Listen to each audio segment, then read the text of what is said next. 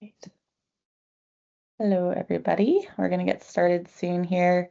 I just wanted to give everyone a heads up that this is being recorded and that the webinar recording is going to be posted on the FERC 2222 website when we're all done with this webinar. If you have any questions throughout the presentation, we do have the Q&A room as well as the chat, or you could raise your hand. We are going to wait until the end of the presentation before answering those questions, but you're welcome to write them down in the meantime. And yeah, without further ado, I'll let Suzanne and Bertin get started on the webinar. All right, thanks a lot, Emily. As Emily said, I'm Suzanne Bertin with Collaborative Utility Solutions, and thanks everybody for joining today.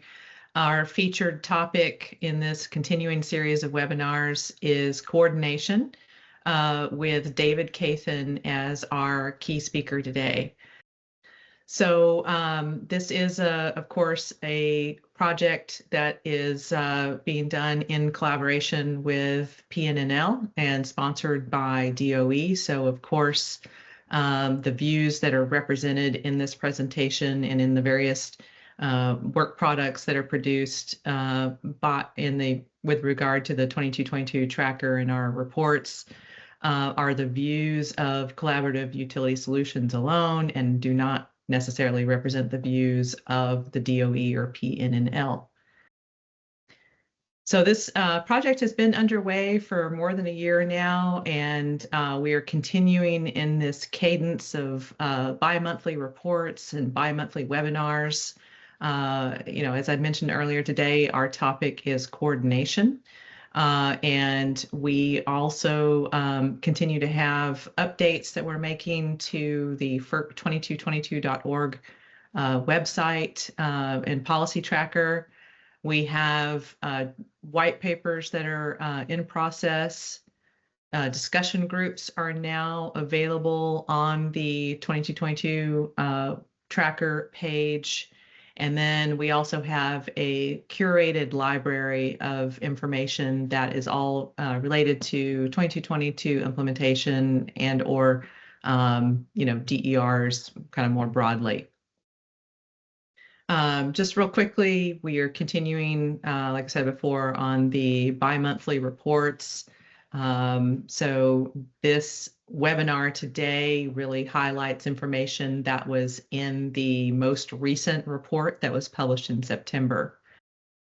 Also, as mentioned before, we've got chat rooms that are available on the FERC2222.org website. These are really directed toward PUC commissioners and staff to give them a secure place to talk to each other about the various issues related to FERC 2222 implementation. All right, so just to recap some of the developments that we reported in our most recent report issued in September. We had a FERC partial approval of SPP's second compliance filing, and SPP has been directed to file another compliance filing to address several aspects of their program, including double counting restrictions, compensation requirements, distribution factors, and other operational coordination provisions. They've also been directed to file a proposed effective date in the second quarter of 2030 to implement FERC Order 2222. New York ISO also filed an amendment to its December 2024 compliance order. This filing represents Commission staff questions about whether several of their bidding rules for ESRs and aggregations of ESRs are required to address its compliance with the Commission's directives in their April 2023 compliance order. Also, just to note that New York ISO did not change its requested implementation date of December 31st, 2026. Recently, this year, the Indiana Commission has been really active on various stakeholder meetings to look at their DER implementation, and following their May 29th stakeholder meeting, they did invite comment in response to the conversations that took place at that meeting, which was an in-person meeting. And they have also put out a recent deadline of November 3rd for reply comments. So you can find those at the Indiana website on their FERC 2222 implementation page. Maryland PSC continues to be really active. They've requested comments by November 19th on the utility reports that were filed just a couple, in the last couple of weeks related to information technology system and process planning to implement 2222 and to try to speed the deployment of cost-effective virtual power plants. The Maryland Commission has also announced that they'll hold a technical conference on December 3rd related to those filings. Utilities in Maryland also filed their Drive Act proposals, and those were opportunities provided for commenters to issue comments or submit comments on those various plans. Meanwhile, New York's Grid of the Future proceeding, there were stakeholder comments that were due in July following the first iteration of that Grid of the Future plan. Hawaii Public Utilities Commission had a docket open since 2019 relating to a variety of DER issues, and they just recently closed that docket, declaring that they had addressed various objectives in the docket. They have also said that they are considering developing a VPP or other dispatchable DER program. But if they do that, they'll be taking that up in a different docket. Also, Wisconsin Public Service Commission took action in August in their investigation related to aggregations of retail customers, or ARCs. They decided that they would not direct their jurisdictional utilities to submit new or updated DR tariffs regarding how they would work with ARCs, but would require that any future filings addressed costs and benefits associated and proposed measures to protect non-participating customers, proposed communication practices, including how to check for double counting, and then finally proposed practices to safeguard sharing of customer data. We have talked before, I think, about the Commonwealth of Virginia working on some of their DER interconnection rules, and the staff filed its recommendations on the following comments that were filed in that proceeding. And then finally, the staff of the Public Utility Commission had requested comments and reply comments on a very voluminous discussion draft package relating to technical requirements for interconnection of DERs. This was both small and large DERs in Texas. And those comments were due this summer. And however, the commission it's kind of put that on the back burner, and there's not any action expected to be taken on that rule package until 2026 at the soonest.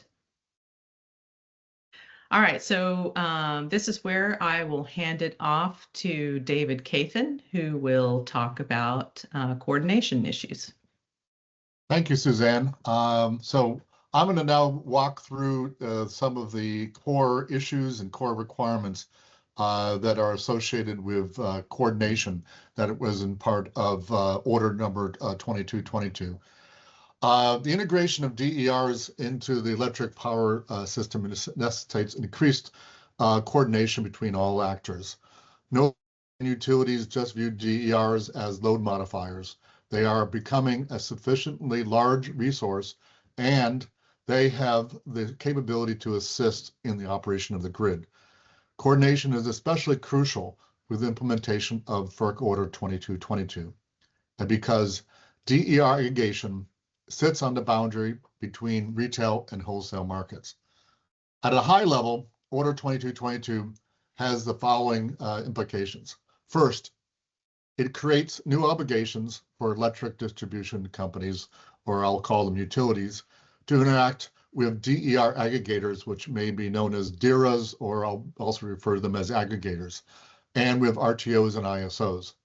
Second, new procedures, tools, such as DER registry, which we've talked about previously on these set of webinars, and other requirements will be required and needed.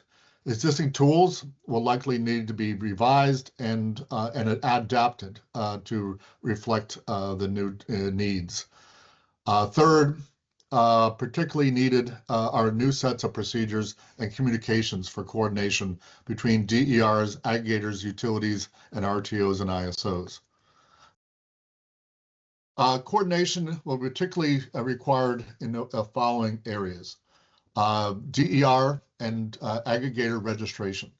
Coordination between utilities and RTOs will be needed during all parts of aggregator registration. Utilities have a vital role in reviewing DERs within a DER aggregation. Utilities will need to work with the RTOs and aggregators during this registration process. And the second key area is in the dispatch and operation of DERs and aggregators with coordination with utilities. To maintain safety and reliability, the dispatch and operation of DERs and aggregators to provide wholesale and retail market services, we need coordination with utility distribution operators. Coordination will especially needed before and after RTO ISO day-ahead market clearing and during real-time operation. Real-time visibility into the deliverability of capacity, energy, and other services at the interchange points between transmission distribution networks will be needed. In addition, RTOs, transmission system operators, and utilities will need to receive or develop day-ahead forecasts and schedules for DER services to anticipate their impact on the distribution grid and the bulk power system. This includes identifying possible distribution level constraints or other conflicts in the day-ahead phase that could affect operations. This graphic represents the various interactions that exist between the different parts of the electric sector and segments. The solid lines represent direct interactions, and the dashed lines represent other interactions that can occur and may occur and may be part of the direct interactions that are indicated in bold. What this graphic shows is that DER aggregation based on Order 2222 directly impacts or interacts with the wholesale markets, with RTO system operations, and with individual DERs. FERC regulates the top three sectors, and state and local regulators regulate the individual DERs and DER aggregator participation and DSO system operations.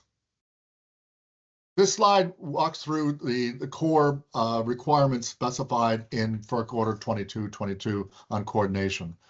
I was a technical lead on the rulemaking, and while I supervised the technical staff on all aspects of the order, the area where I focused most of my efforts and attention was on coordination because of its importance to DER aggregation and its complexity. FERC Order 2222 emphasizes the importance of coordination in the participation of DERs via aggregators in wholesale electric markets and the need for coordination between parties. Indeed, 60 of the nearly 400 paragraphs in the order focus on coordination, indicating its importance as part of the order. With respect to coordination, FERC required RTOs and ISOs to do several activities. First, and most fundamentally, the RTOs and ISOs were required to revise their tariffs to establish market rules that address coordination between RTOs ISOs, aggregators, utilities, and state and local regulators.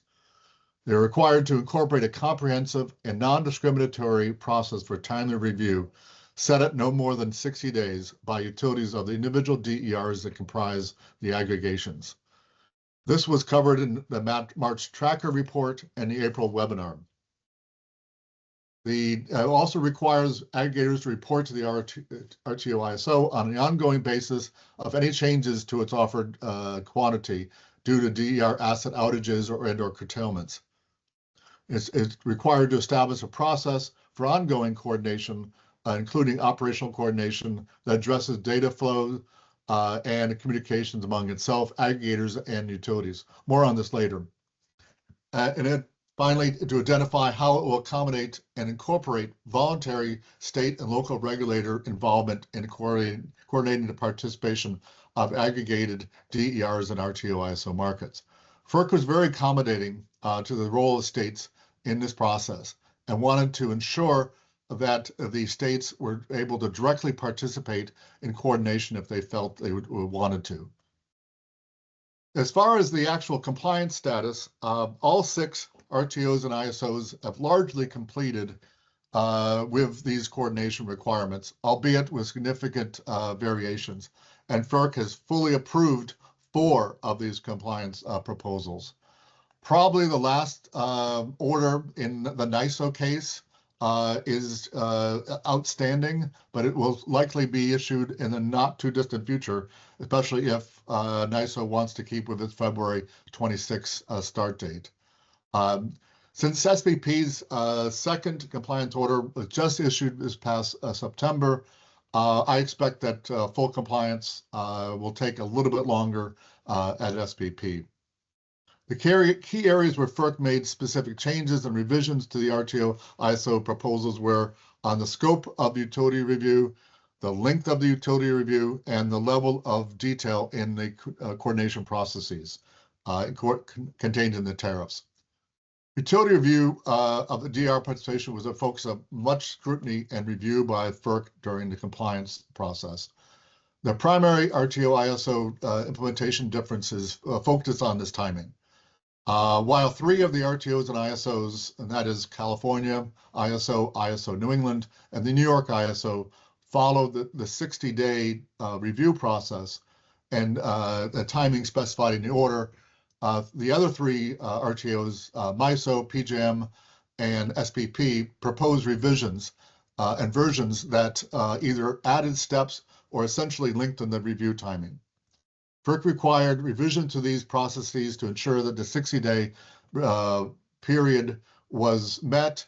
For example, PJM proposed an initial capability review by utilities that did not have a time limit. FERC rejected the original proposal, and the final approved process includes a 15-day utility capability review period, which would essentially look at whether a DER was already participating in other DER programs or retail programs, and for double counting purposes largely, and to do then a separate 45-day reliability review. FERC also directed the RTOs and ISOs to provide more clarity on the criteria used to determine a DER's capability to participate and impacts on safety and reliability. The level of specificity and detail on coordination protocols and processes, particularly how ongoing coordination will be conducted, is another area of review in the RTO ISO proposals and orders. Ultimately, FERC agreed with the RTOs and ISOs that details of the coordination protocols and processes do not belong in the tariffs, and the tariffs must focus on high-level processes. Nevertheless, FERC did encourage RTOs and ISOs to work on these processes prior to implementation. Now, turning to what are the requirements of the actual utilities, the EDCs, as part of this whole process. This graphic shows the detailed information flows that are associated with ongoing coordination and the need for coordination communication occur all the way up until real time. Looking at each of the various time frames, looking at the 2 days ahead or perhaps earlier, the focus of any coordination and communication is to identify what DER is available, what's the amount of the aggregator can participate, and also for the utilities to designate and identify if there's any planned outages that would affect the aggregator operations. Now moving to the day-ahead period, so based on that information that the utilities provided to the aggregator, they will now submit bids into the day-ahead market. If these bids clear and the aggregation is scheduled, the RTO will then communicate the bids to the aggregator and ideally, and also ideally to the utility or distribution system operator. It is at this point nearest to real time that utilities need to identify any problems and assess the feasibility of the scheduled aggregation and its component DERs. Based on this feedback, the aggregators may need to then adjust their schedules and inform the RTO. The timeliness and the utility feedback becomes even more important as we get closer and closer to the real time. For example, if after the day-ahead market closes and the utilities have already provided guidance on outages, other events may occur, like a truck running into a pole, which removes the ability of a DER to perform, and therefore the aggregator may not be able to fulfill its full schedule. If there's enough time, an aggregator can adjust their schedule with the RTO or submit revised real-time offers. Hence, the timeliness of utility communications will be key here. As the previous slides indicate, utilities will need to be part of this coordination framework. Fundamentally, participation of DER and aggregators in wholesale markets will also entail the development and implementation of utility coordination processes. Note that since FERC is a wholesale regulator, FERC Order 2222 does not contain any requirements about active coordination between utilities and aggregators because these occur at the retail level. Retail regulators will need to ensure that this coordination happens.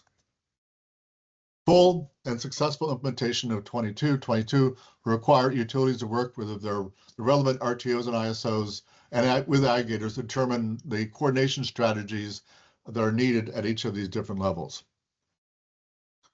This slide goes into a little bit more detail on the timeline of EDC coordination. I've already covered most of this already when I discussed the graphic, but just want to highlight a few points on here. In the day-ahead period, and during that time frame, utilities will need to have transparent access to the planned dispatch during operational timeframes, ideally at the same time that aggregations receive these schedules from RTOs and ISOs. There will need to be a communication from from the RTOs to the utilities.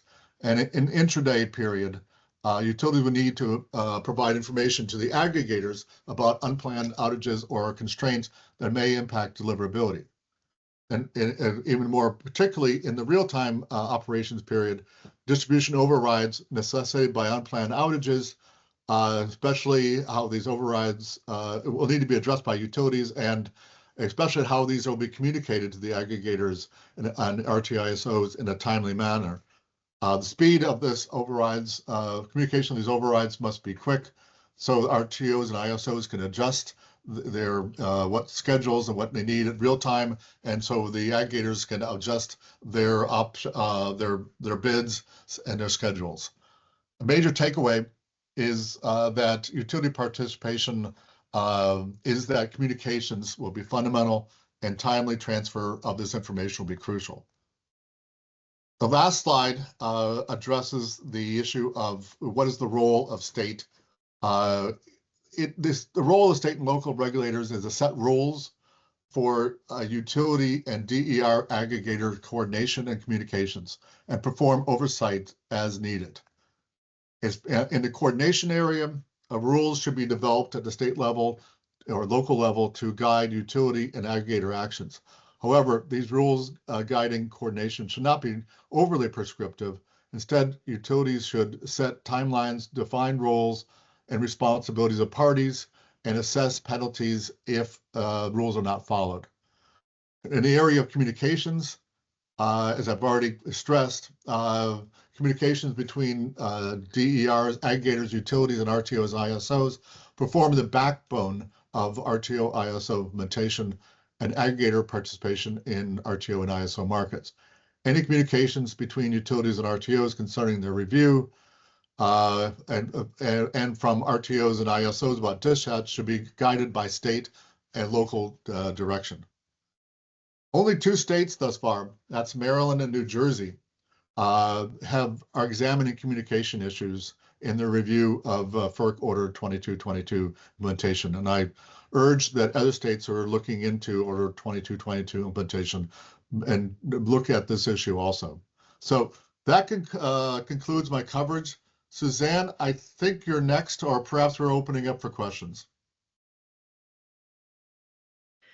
Yeah, I'll just reiterate one of the things we've said in prior webinars, which is that we would really appreciate any input that folks have on content with regard to the 2222 tracker. It's a lot to try to monitor all of the states and keep up with everything that might be out there. Not everything is necessarily, obvious. So we would just invite folks, if you're aware of anything that we've missed in the tracker, then please let us know. Or if you work at a commission and you've got information about what's happening that you'd want to make sure that other commissioners in other states or other staff in other states might want to be informed about, then we'd love to hear that and make sure that it gets included in the tracker going forward. So with that, I think we can open it for questions. All right, Aaron, I just allowed your mic, so I think you can unmute yourself now. Yep. Thank you very much. Aaron Breidenbach with C-Power. Thank you all so far, David, particularly for what you just went through. I think people watching this will now have some sense of the complicated nature of participating in the Order 2222 or DER participation markets. To my knowledge, the only place where this is actually live and actually happening in a real way is in New York.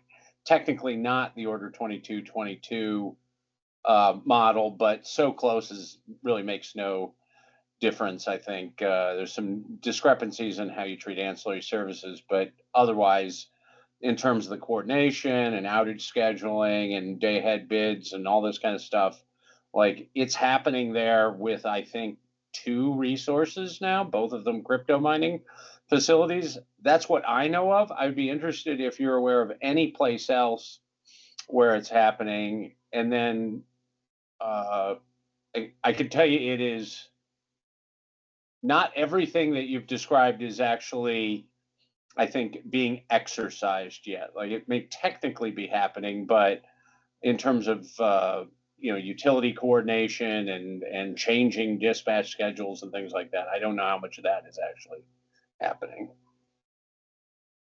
Thanks for that comments, Aaron.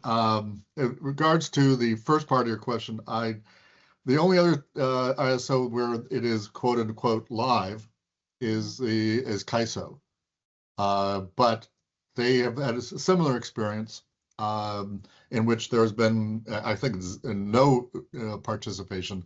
There were several aggregators who provided, saying that they would be interested, but there's been no actual participation. We've asked that question.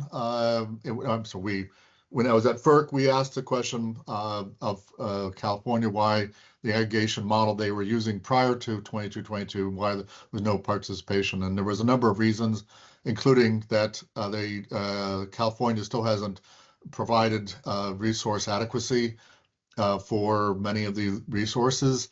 And there's also other issues having to do with specific requirements on metering and models that must be used.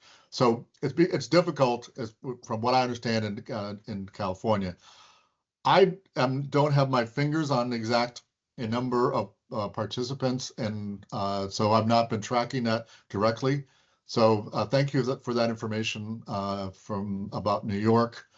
I think what it also indicates is I think you also indicate that a lot of this work is still ongoing, and there is a need to, in order to be full implementation, not just for doing 2222, for doing aggregation, for doing VPPs, there needs to be additional tools, there needs to be different processes in order to allow these resources to participate in the wholesale or perhaps even distribution network. So thank you for those comments, Aaron. Yep, I think it's so few now that like it's going to be interesting. I know there's going to be stakeholder support expressed for regular reporting from the NISO to see, like, we spent a lot of time and effort building this thing. I think folks would be interested in knowing like who's actually coming to play there, and is it going to be anything other than sort of crypto facilities and whatnot. But right now, like normally you have to have 3 resources minimum to be able to report anything, just to maintain confidentiality. We don't even have that yet. I think we will within the next month or so. I speak somewhat authoritatively on that, but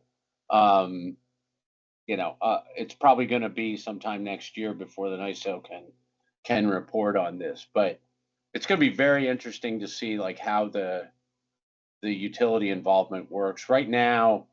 Just so people are aware, and I don't know that this is going to be the same in PJM and MISO and every place else, but like we put in the offers for the resources, the NISO engine clears them and then sends out, because it's a dispatch only model in New York, we don't have unit commitment, it's a dispatch only model. They then send the dispatch signals, they go from the NISO to the transmission owner to the resource. We can see them as they go past, but they don't go through the DER aggregator. And most importantly, we can't change them.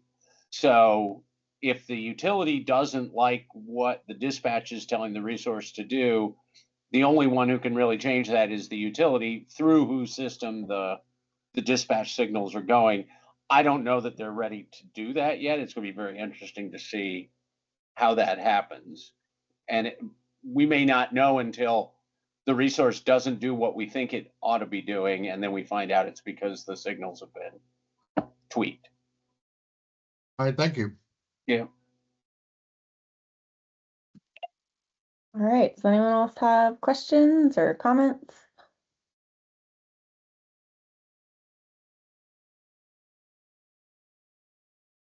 Alrighty, well, I think I will wrap it up unless Suzanne or David, do you have anything else to add?